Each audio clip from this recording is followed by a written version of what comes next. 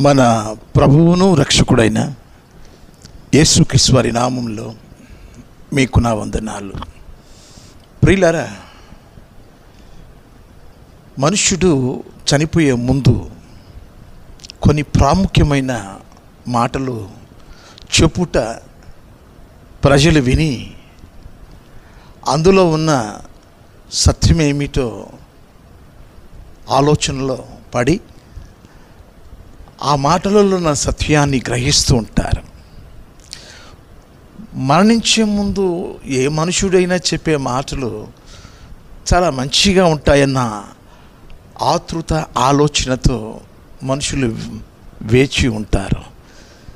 డబ్బు ఏమైనా దాచి ఉంటే దాని గురించి చెప్తాడేమో, లేకపోతే మరుగున ఉన్న విషయాలు బయట పెట్టి కొన్ని విషయాలు చెప్తాడేమో, ఇంకేమైనా ఆస్తిపాస్తులు సంపాదించి రాతలు కలిగిన ఆ పుస్తకాలు ఎక్కడైనా ఉన్నాయేమో, ఇలా ఆస్తి సంబంధించిన విషయాలు చెప్తాడేమో, ఎక్కడైనా దాచి ఉంచిన విషయాలు ఏదైనా చెప్తాడేమో అని మనుషులు ఆతృతగా ఎదురు చూస్తూ ఉంటారు. అయితే మన ప్రభుల వారు పలికిన ఆ చివరి ఆ సమయంలో ఉదయకాలం 9 గంటల నుండి 3 గంటల వరకు ఆ సిలువలో 6 గంటల సేపు మరణయాతనలో పలికిన 7 మాటలు, 7 ఉపదేశాలు. ఈ ఉపదేశాల గురించి పుస్తకాలు రచించబడ్డాయి, ప్రసంగ వేదికల మీద ప్రచురం చేయబడుతూ ఉన్నాయి. మందిరాలలో వెలుపట అంతటా ఆయన మాటలు, ఆ 7 మాటల గురించిన సందేశాలు వినబడుతూ ఉంటాయి. నేను ఈ విషయాలలో వరుసగా ఈ 7 మాటల్లో ఉన్న ఆత్మ సంబంధమైన అంతర్గతమైన విషయాలు మీకు చెప్పాలని పరిశుద్ధాత్మ చేత ప్రేరేపించబడి ఉన్నాను. ప్రియులారా, 6 గంటలు అంటే 6 అన్న సంఖ్య అది మనుషునికి వర్తించే సంఖ్య. అంటే ఆయన పలికిన 7 మాటలు మనుషుల కొరకే, మనుషుల నిమిత్తమే. ఆ 7 మాటల్లో ఒక్కొక్క మాట, ఆ మాటలో ఉన్న సత్యం, ఆయన దైవత్వం బోధిస్తుంది. మొదటి మాట మనం ఒకసారి చదువుకుందామా? చూడండి, మత్తయి సువార్త 23వ అధ్యాయం 34వ వాక్యం. తండ్రి, వీరేమి చేయుచున్నారో వీరు ఎరుగరు గనుక వీరిని క్షమించుము. తండ్రి, వీరేమి చేయుచున్నారో వీరు ఎరుగరు, వీరిని క్షమించుము. ఆ ఎదుట ఉన్న శాస్త్రులు, పరిసయ్యులు, సద్దూకయ్యులు, ప్రధాన యాజకులు, ప్రజల పెద్దలు,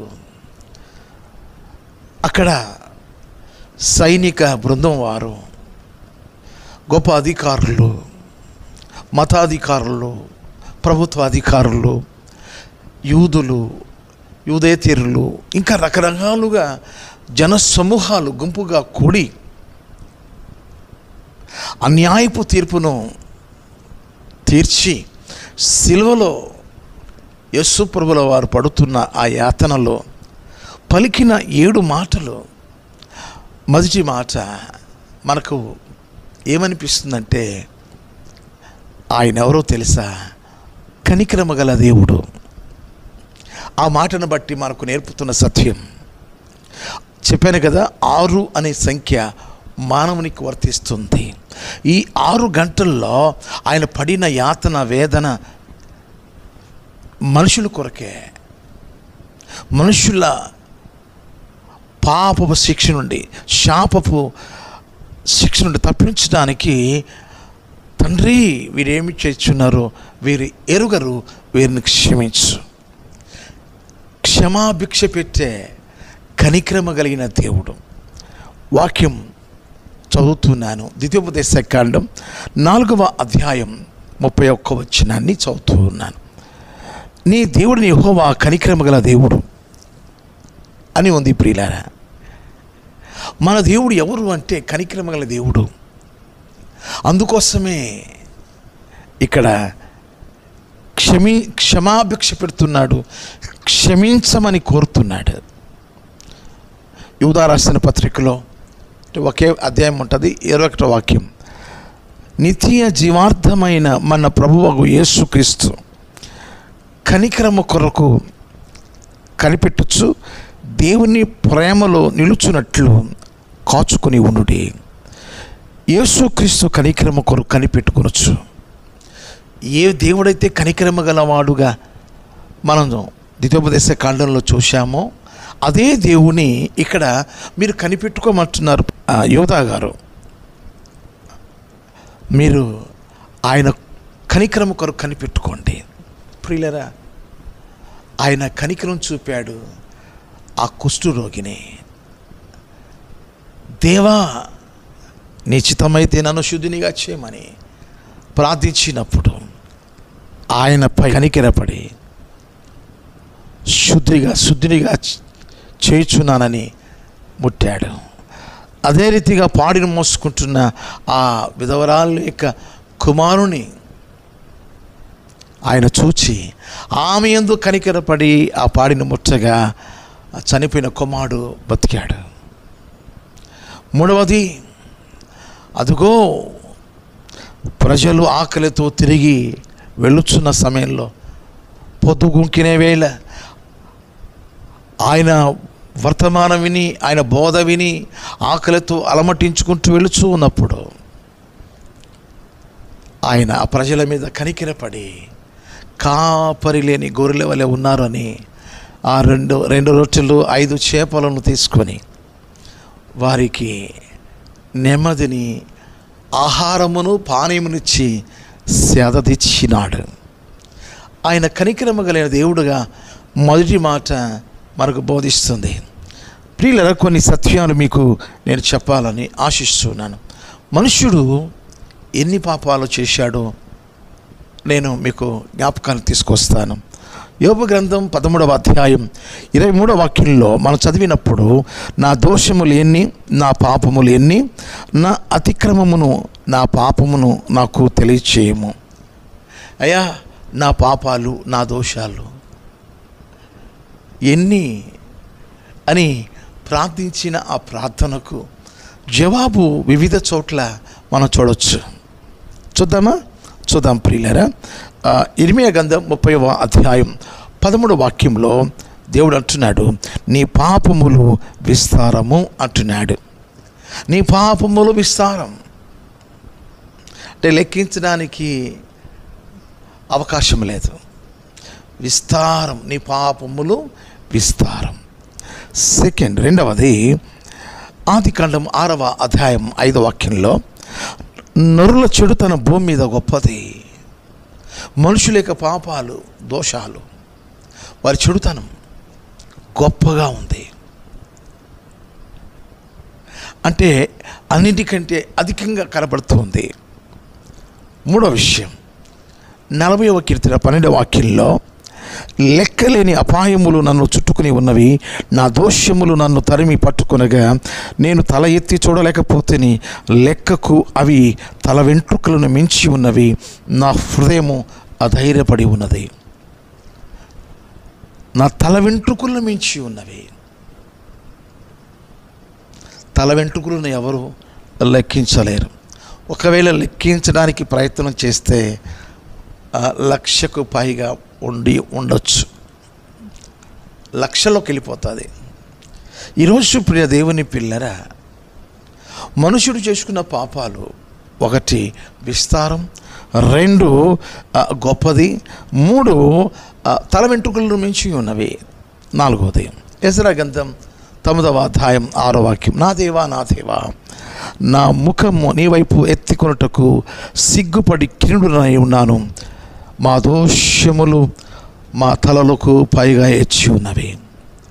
మా దోషములు మా తలలకు పైగా ఎచ్చి ఉన్నవి అంటే మునిగి ఉన్నామన్నమాట. పాపములలో మునిగి ఉన్నాం అంటే తలకు మించి ఉందంటే మునిగిపోయి ఉన్నాం పాపములలో. అది 4వది. 5వది ఎజ్రా గ్రంథం 9వ అధ్యాయం 6వ వాక్యంలో ఆ చివరి వరుసలో ఉంది, ప్రియులారా, మా అపరాధము ఆకాశమంత ఎత్తుగా పెరిగి ఉన్నది. ఆకాశము ఎంత ఎత్తు ఉన్నదో అంత ఎత్తుగా మా యొక్క అపరాధం పెరిగి ఉన్నది. కాబట్టి ఈ రీతిగా మనుషుడు పాపాల చేత జీవిస్తూ ఉన్నాడు. ఇంకో మాట చెప్పమంటారా? తిమోతి రాసిన మొదటి పత్రిక 5వ అధ్యాయం 24వ వాక్యంలో, కొందరి పాపములు తేటగా బయలుపడి న్యాయపు తీర్పునకు ముందుగా నడుచుచున్నవి, మరికొందరి పాపములు వారి వెంట వెళుచున్నవి. కొందరి పాపములు న్యాయపు తీర్పునకు ముందుగా వెళుతున్నాయట, మరికొందరి పాపములు వారి వెంట వెళుచున్నవి. మనుషునికి ముందు పాపాలు, మనుషునికి వెనుక పాపాలు. పాపముల నడుమ మానవుడు జీవిస్తూ ఉన్నాడు. అయితే ఎవరు ఈ పాపముల నుండి ప్రక్షాళన కలుగు చేసేది? ఎవరు ఈ పాపముల నుండి విడిపించేది? అందుకోసమే యేసుక్రీస్తు వారి లోకానికి రావాల్సి వచ్చింది. తిమోతికి రాసిన మొదటి పత్రిక 1వ అధ్యాయం 15వ వాక్యంలో, పాపులను రక్షించుటకు క్రీస్తు యేసు లోకమునకు వచ్చెను. ఈ వాక్యం నమ్మదగినది. క్రీస్తు యేసు లోకానికి ఎందుకు వచ్చాడు అంటే పాపులను రక్షించుటకు. ఇంకా మీకు అర్థమవడానికి చెప్తున్నాను. యోహాను రాసిన మొదటి పత్రిక 3వ అధ్యాయం 5వ వాక్యంలో, పాపములను తీసివేయుటకు ఆయన ప్రత్యక్షమాయెను. పాపములను తీసివేయుటకు, పాపముల నుండి పాపిని రక్షించుటకు ఆయన లోకానికి వచ్చినాడు. అందుకోసమే యేసుక్రీస్తు వారు శిలువలో, తండ్రి వీరేమి చేయుచున్నారో వీరు ఎరుగరు, వీరిని క్షమించు. పాపములను క్షమించి అధికారం మన ప్రభువుల వారికి ఉంది. పురిలారా, కారణం ఏంటంటే, నా యందు పాపము ఉన్నదని ఎవడు స్థాపించగలడు? అవును కదా? పాపము లేని పరిశుద్ధుడు కదా ఆయన. నేను పరిశుద్ధుడు అని చెప్పిన దేవుడు ఆయన. పాపముల నుండి ఆయన మనల్ని ప్రత్యేకపరచడానికి, పాపులలో నుండి మనల్ని పరిశుద్ధులలోనికి, పరిశుద్ధ స్వాస్థ్యంలోనికి తీసుకువెళ్ళడానికి, మన మీద నేరస్థాపన చేస్తున్న పాపములు క్షమించబడాలి. రక్తము చిందింపకుండా మన పాపములకు ప్రక్షాళన, క్షమాపణ కలుగదు. అది ఎబ్రీ రాసిన పత్రిక 9వ అధ్యాయం 22వ వాక్యంలో ఉంది. రక్తము చిందింపకుండా మన పాపములకు క్షమాపణ, ప్రాయశ్చిత్తం, ప్రక్షాళనం జరగదు.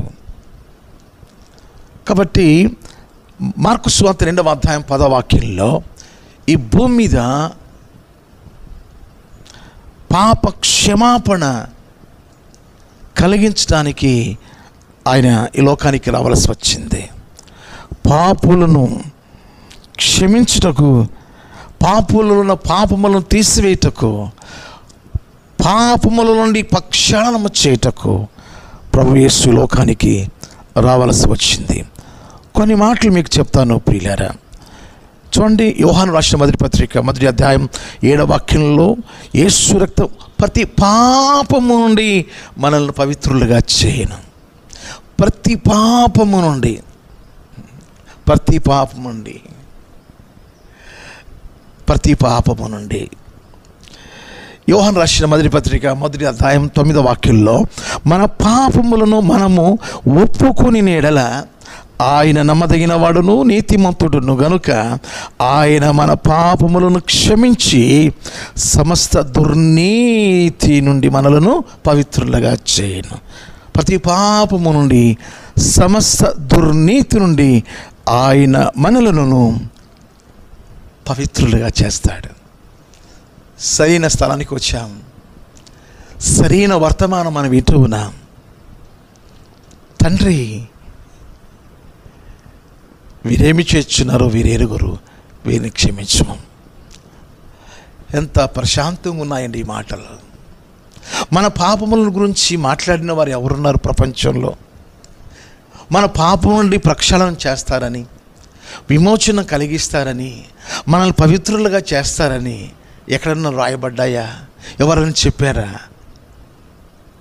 కనుక ఆయన ఎదుట ఉన్న ప్రతి పాపి ప్రక్షాళనము చెందిన తర్వాత, ప్రాయశ్చితము చెందిన తర్వాత, క్షమించబడిన తర్వాత పాపి ఏమవుతాడు అంటే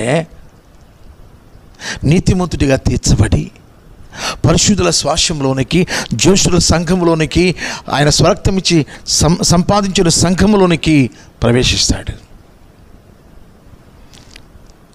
ఎఫెసీయులకు రాసిన పత్రిక 1వ అధ్యాయం 7వ వాక్యం, దేవుని కృపా మహిదైశ్వర్యమును బట్టి ఆ ప్రియనియందు ఆయన రక్తం వలన మనకు విమోచనము, అనగా మన అపరాధములకు క్షమాపణ మనకు కలిగి ఉన్నది. ఎంత మంచి అమూల్యమైన సత్యములను మనం వింటూ ఉన్నాం.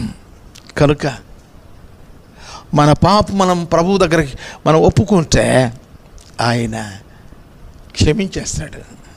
ప్రియులారా, ఈ మాట తండ్రి వీరు ఏం చేస్తున్నారు, వీరు ఎరుగరు అంటే వారు తెలియక చేస్తున్నారు, వారు ఎరుగరు, తెలియక చేశారు కనుక క్షమించు.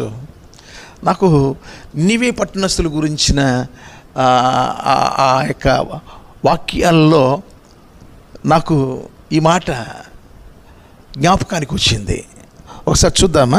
యోనా గ్రంథంలో 1వ అధ్యాయం 2 వాక్యాలు నేను చదువుతున్నా.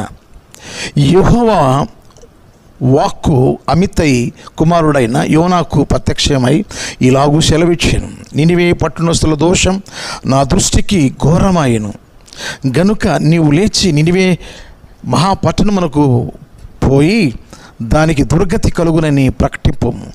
అంటే నినివే పాపం, ఆ పట్టణస్థుల యొక్క పాపము ఆయన దృష్టికి ఘోరంగా ఉందంట, వారి దోషాలు, వారి పాపాలు. అయితే యోనా గ్రంథం 4వ అధ్యాయం 11వ వాక్యంలో, అయితే 120,000 కంటే ఎక్కువై కుడి ఎడమలు ఎరుగని జనము, వారికి కుడి తెలియదంట, ఎడమ తెలియదంట. అంటే తండ్రి వీరు ఏమి చేస్తున్నారు, వీరు ఎరుగరు అంటే వారికి ఏమి తెలియదు. ఈరోజు నా ప్రియ దేవుని పిల్లరా, ఎప్పుడైతే మన పాపాలు ఒప్పుకున్నామో, ఈ నినివే ప్రజలు ఎప్పుడైతే పాపాలు ఒప్పుకున్నారో వారికి ఏం తెలియదు అని ఇస్తున్నాడు దేవుడు. వారు తెలియక చేస్తున్నారు. ఈరోజు అవును, నువ్వు ఎంత ఘోర పాపివైనా, ఎలాంటి పౌలు గారు చెప్పారు, పూర్వం నేను దోషకుడును, హింసకుడు అని హానికరుడును, అయితే నేను కనికరింపబడ్డాను. ఆయన కనికరింప కలిగిన దేవుడు. ఆ కనికరింప కలిగిన దేవుని దగ్గర మనం కనికరం పొందుకోవాలి. ఆ పాపము నుండి మనము వేరు చేయబడి, ప్రక్షాళన చేయబడి, ఆ పాపములలో నుండి మనము క్షమించబడి, సమస్త పాపము నుండి, సమస్త దుర్నీతి నుండి, ప్రతి పాపం నుండి మనము కడగబడి ఆయన సంఘములో మనం చేరి ఆయన బిడ్డలుగా జీవించడం మన జీవితాలకు ఎంతైనా దీవెనికరం. అయితే నా ప్రియమైన దేవుని పిల్లలరా, మన పాపపు రంగు గురించి ఒక మాట చెప్తాను చూడండి. యెషయా గ్రంథం 1వ అధ్యాయం 18వ వాక్యంలో యెహోవా ఈ మాట సెలవిస్తున్నాడు, రండి మన వివాదము తీర్చుకుందాము. మీ పాపములు రక్తం వలె ఎర్రనివైనను, అవి హిమము వలె తెల్లబడును, కెంపు వలె ఎర్రనివైనను, అవి గొర్రె బొచ్చు వలె తెల్లనివగును. మీ పాపములు రక్తం వలె, కెంపు వలె ఎర్రగా ఉన్నా అంటే, ఒకవేళ నరహత్య చేసిన, ఒకవేళ రక్తము కార్చే అంతగా కొట్టిన, గాయపరిచిన, మీరు ఎంతటి దుర్మార్గులైనా, హంతకులైనా వాటిని నేను తెలుపు చేస్తాను. హిమము కంటే, గొర్రెపుచ్చు కంటే తెలుపు చేస్తాను. ఎవరున్నారండి ఇటువంటి రమ్యమైన, రమణీయమైన మాటలు చెప్పిన వారు ఎవరున్నారు? కాబట్టి కనుకనే మనము క్షమించబడిన వారంగా మనం ఉండాలి ప్రియులారా. సిలువలో పలికిన మొదటి మాట, తండ్రి వీరేమి చేస్తున్నారో వీరు ఎరుగరు, వీరు క్షమించుము. ఆ మాట ఎవరంటారు? కనికరమగల దేవుడు అంటాడు. ఆయన పాపులకు స్నేహితుడిగా పిలువబడ్డాడు. మత్తయి సువార్త 11వ అధ్యాయం 19వ వాక్యంలో ఆయన పాపులకు స్నేహితుడు అంటే పాపులలో ఉన్న పాపాన్ని ద్వేషించాడు, పాపిని ప్రేమించాడు. అది దాని అర్థం. కారణం ఏంటంటే పాపుల యొక్క పాపాలన్నిటినీ తొలగించడానికి ఆయన సిలువలోకి వెళ్ళి రక్తము కార్చి నిలువెల్ల మన పాపములను ఆయన క్షమించేశాడు. మన క్రియల ద్వారా, మన అవయముల ద్వారా, మన తలంపుల ద్వారా, మన ఊహల ద్వారా, మన ఆలోచనల ద్వారా కలిగిన ప్రతి పాపముడు సమస్త దుర్నీతి నుండి ఆయన మనల్ని పవిత్రులుగా చేశాడు, శుద్ధులుగా చేశాడు. అయితే మేము క్షమించబడ్డామండి. ఆయన సంఘంలో ఆయన పిల్లలుగా జీవిస్తున్నామండి. ఇది మాకు మేము కడగబడ్డామండి, మేము పరిశుద్ధులుగా జీవిస్తున్నామండి. ఓకే, సంతోషం. అయితే ఒక వాక్యం చూపిస్తాను, చూడండి. కొలస్సీయులకు రాసిన పత్రిక 3వ అధ్యాయం 13వ వాక్యం. ఎవడైనను తనకు హాని చేస్తానని ఒకడనుకొని ఎడల ఒకరినొకడు సహించుచు ఒకరినొకడు క్షమించుడి. ప్రభువు మిమ్మును క్షమించిన లాగున మీరును క్షమించుడి. సిలువలో మనం క్షమించబడ్డాం. అయితే కడగబడినాయండి మా పాపాలు, మేము పరిశుద్ధుల్లో ఉన్నాం. అయితే ఎదుటివాడు సహోదరుడు తెలియక ఒక మాట నిన్ను మాటతో ఒకవేళ నిన్ను బాధ పెట్టి ఉండొచ్చు, నిన్ను నింద మోపి ఉండొచ్చు. అయితే నువ్వు సహించుకొని ప్రభువు నిన్ను క్షమించిన లాగున నువ్వు క్షమించాలి. చాలామంది మందిరానికి వస్తారు, ఒకే మందిరం, ఆ మందిరంలో ఉంటారు, ఆ మందిరంలోనే ఆరాధన చేస్తారు, కానీ పలుక్కోరు. ప్రభు మిమ్మల్ని క్షమించులాగున మీరును మీ యొక్క సహోదరులను సహించండి, క్షమించండి. నువ్వు క్షమించకపోతే నువ్వు పొందుకున్న రక్షణలో నీవు నిలిచి ఉండలేకపోతున్నావు. ఇంకో వాక్యం కూడా చూపిస్తాను. ఎఫెసీయులకు రాసిన పత్రిక 4వ అధ్యాయం 32వ వాక్యం. ఒకని ఎడల ఒకడు దయగలిగి కరుణా హృదయులై క్రీస్తునందు దేవుడు మిమ్మల్ని క్షమించిన ప్రకారం మీరును ఒకరినొకడు క్షమించుడే. ప్రభువు నేను సిలువలో క్షమించాడు కదా, తండ్రి వీరేమి చేయుచున్నారో వీరు ఎరుగరు, వీరిని క్షమించుడి. క్షమించాడు తన కనికరము చేత. అదే కనికరం నీకు నీ ఎదుట ఉన్న సహోదరుడు వచ్చిన తప్పు చేసినప్పుడు నువ్వు క్షమించుకోవాలి, వందనాలు చెప్పాలి, ప్రేమతో పలకరించాలి, ఒకరికొకరు సంఘంలో కలిసి పరిచర్య చేయాలి. కనుక ప్రభు మిమ్మల్ని క్షమించిన లాగున మీరును క్షమించుడి. అంటే మిమ్మల్ని బాధించు వారి కొరకు ప్రార్థించండి, మీ శత్రువులను మీరు ప్రేమించమని ప్రభు సెలవిచ్చినాడే. మరి సహోదరుల ఎడల మనం ప్రేమ కలిగి ఉండాలి కదా. నేను నా సహోదరుని ప్రేమిస్తున్నానని చెప్పి నువ్వు ప్రేమించకపోతే, నువ్వు క్షమించకపోతే కనబడని నీ దేవుణ్ణి ఎలా నువ్వు ప్రేమించగలవు? కనబడే నీ యొక్క సహోదరుని నువ్వు క్షమించకపోతే, నువ్వు ప్రేమించకపోతే కనబడని దేవుని ఎలా ప్రేమించగలుగుతావని మనం యోహాను రాసిన మొదటి పత్రిక 4వ అధ్యాయం 20వ వాక్యంలో మనం చూస్తాం. ప్రియులారా, ఒకసారి మిమ్మల్ని మీరు ఆలోచన చేసుకోండి, ప్రశ్నించుకోండి. ఏ రీతిగా మీరు ఆత్మీయంగా ఉన్నారో ఆలోచించండి. తండ్రి వీరేమి చేస్తున్నారో వీరు ఎరుగరు. దేవుని ఎదుట మనకేమీ తెలియదు అని దేవుడు చెప్పాడు. అలాగే నీ ఎదుటి నీ సహోదరుడు చిన్న తప్పిదం చేసినప్పుడు తెలియక నన్ను దూషించాడు, తెలియక నన్ను కొట్టేశాడు, నేను క్షమిస్తున్నానని ప్రభు ఏ రీతిగా అన్నాడో, తెలియక తిట్టాడులేండి, తెలియక కొట్టాడులేండి అని అలా నువ్వు చెప్పి క్షమించగలిగితే నా ప్రభు ఎంత సంతోషిస్తాడు. నా ప్రభు ఎంత ఆనందిస్తాడు. దేవదూతలు మీ ఇంటి దగ్గరికి వస్తారండి, ఆ రీతిగా ప్రేమించే వారి దగ్గరికి వస్తారండి. ఇదిగో పరిశుద్ధ గ్రంథమంతా ఒకే ఒక మాటతో మిళితమై ఉన్నది. అదేంటో చెప్పమంటారా? గలతీయులకు రాసిన పత్రిక 5వ అధ్యాయం 14వ వాక్యములో, నిన్ను వలె నీ పొరుగు వారిని ప్రేమించు, క్షమించు. ఈ వేద సారం, ఈ పరిశుద్ధ గ్రంథంలో ఉన్న సారం, ప్రేమ సారం క్షమించుట. ప్రభువు సిలువలో నేను క్షమించినట్లు నీ ఎదుట ఉన్న ప్రతి ఒక్కరిని క్షమించగలిగితే పరలోకం నీ సొంతం. అట్టి కృప దేవుడు మనకు అనుగ్రహించునుగాక. ఆమేన్. మీకు నా వందనాలు.